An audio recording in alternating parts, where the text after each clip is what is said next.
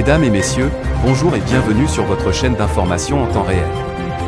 L'actualité en Afrique et dans le monde en continu. Vous informer est notre mission alors, si vous êtes nouveau, abonnez-vous et activez aussi la cloche de notification pour ne plus rien manquer. Cela étant fait, c'est parti.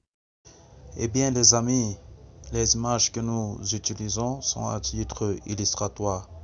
Alors nous vous invitons à être courtois et polis au niveau de vos commentaires sous peine de ne pas les voir supprimés. Merci. Nous sommes en droit de nous poser cette question.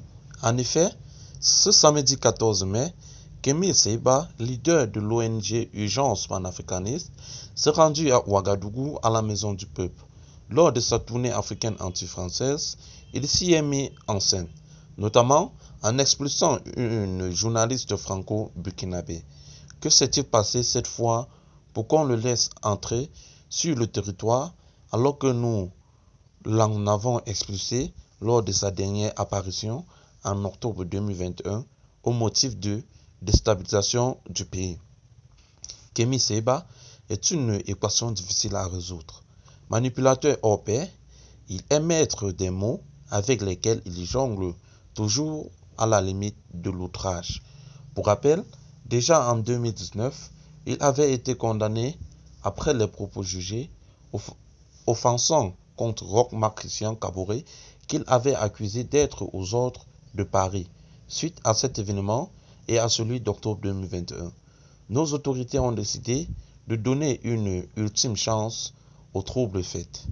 Il est vrai que, de nos jours, interdire l'accès au territoire à Kémy Séba induit, de son point de vue, un positionnement vassal du néocolonisateur français.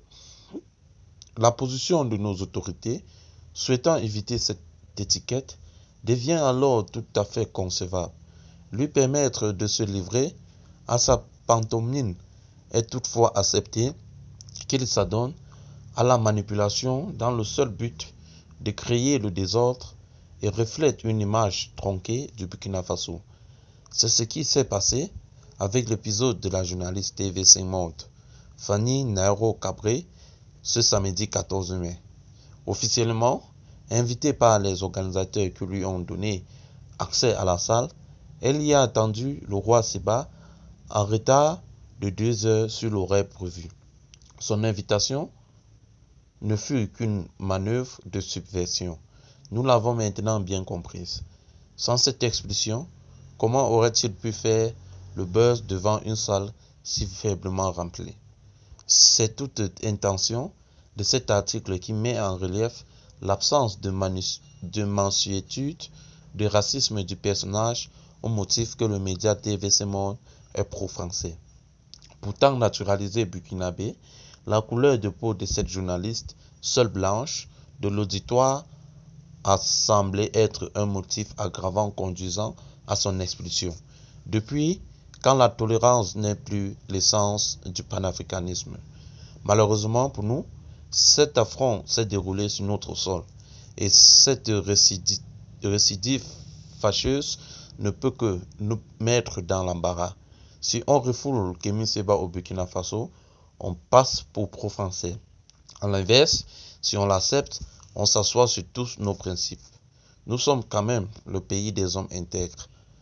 Rappelons-nous que Kémy Séba serait supporté et financé par Ngueni Prigonine, actionnaire majoritaire du groupe Warner, qui commet nombre d'exactions de par le monde. Sa radicalité nous laisserait penser qu'il est préférable pour la prospérité de notre nation d'éviter tout contact avec ce type de personnage, alors qu'il annonce revenir le 21 mai pour libérer le pays. Prenons des dispositions nécessaires afin d'éviter de prolonger le pays dans une guerre civile. Nous avons besoin aujourd'hui d'une unité derrière notre drapeau afin de retrouver notre prospérité d'antan et non d'ajouter des problèmes à nos problèmes. Signé Issa Ba, étudiant en journalisme. Eh bien les amis, si vous avez aimé cette note d'information, n'oubliez pas de vous abonner et surtout d'activer la cloche de notification qui vous permettra de lire nos prochaines vidéos.